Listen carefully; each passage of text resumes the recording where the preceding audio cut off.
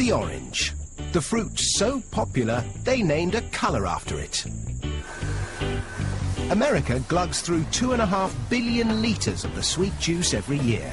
And most of it comes from Florida, where they harvest and squeeze over 30 billion oranges a year to keep the juice flowing. Florida, the Sunshine State, home of Disney World, Miami Vice, hanging chads, and oranges. Millions upon millions of oranges. In fact, orange trees outnumber people 3 to 1 in Florida, and they produce over 6 million tons of citrus fruit every year. And almost all of it ends up as breakfast orange juice. To grow oranges, what you need is good soil, large quantities of blissful Florida sunshine, and buckets and buckets of rain. Thanks to the sizzling sunshine and dismal downpour, Tom's able to grow 5 different varieties of oranges here. They do this because each variety ripens at different times of year, which means you can enjoy OJ all year round. But how do they know when an orange grove is ripe for harvesting? To guarantee that the juice will be liquid sunshine, the sugar-to-water content is analysed, yielding a measure known as the Brix. When it's at least 10% sugar, the oranges are ripe for the picking. But there's no substitute for the taste test. Can't beat that. Ready to make orange juice. The fruit might be tasty, but it's not going to make juice if it's left on a tree. They need to be picked, and with millions of oranges ripening at once, they need to be picked fast.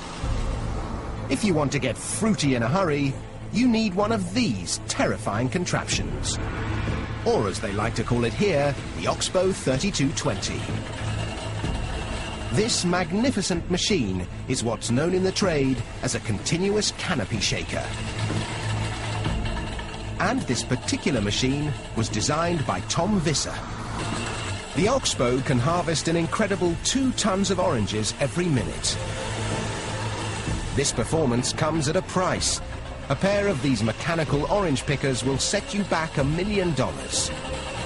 Just as well, Tom's got enough work to keep them busy, picking 2 million boxes of oranges, totaling 81,000 tons of fruit per year.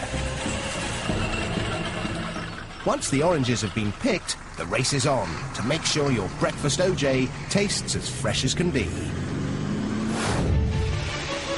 So the fruit is shipped out in these 400 horsepower transport trucks, 20,000 kilos at a time. The trucks bring them to an OJ processing plant, like this one in Lake Wales. Dave Crumbly makes sure they don't run out of oranges.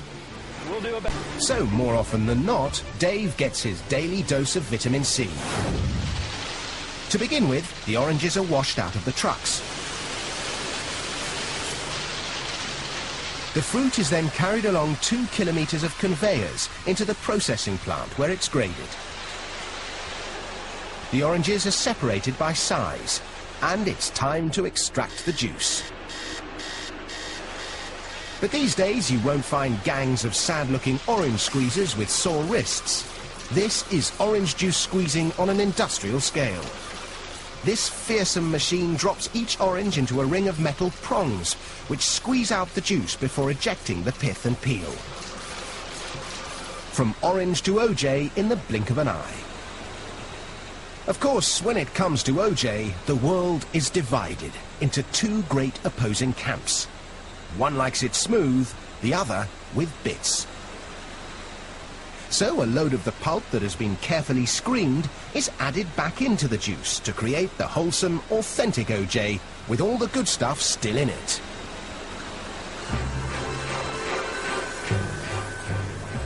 The OJ is now ready to be poured into cartons. It takes 2 dozen oranges to make enough juice to fill each 1.89-litre carton. But quantity counts for nothing unless the quality's good enough to keep orange juice the world's favourite breakfast tipple. There are palates that can tell a Beaujolais from a Burgundy in an instant. and noses that can whiff a Chanel number 19 from 100 paces. Well, these guys do the same for OJ. An expert OJ taster can spot minute variations in taste, composition and acidity. There are 11 different measures of quality. Only when a batch of OJ ticks every box is it fit to be shipped. All that effort means this factory alone turns 3 billion oranges into over 250 million litres of juice every year, which makes delicious fresh OJ a luxury we can all enjoy.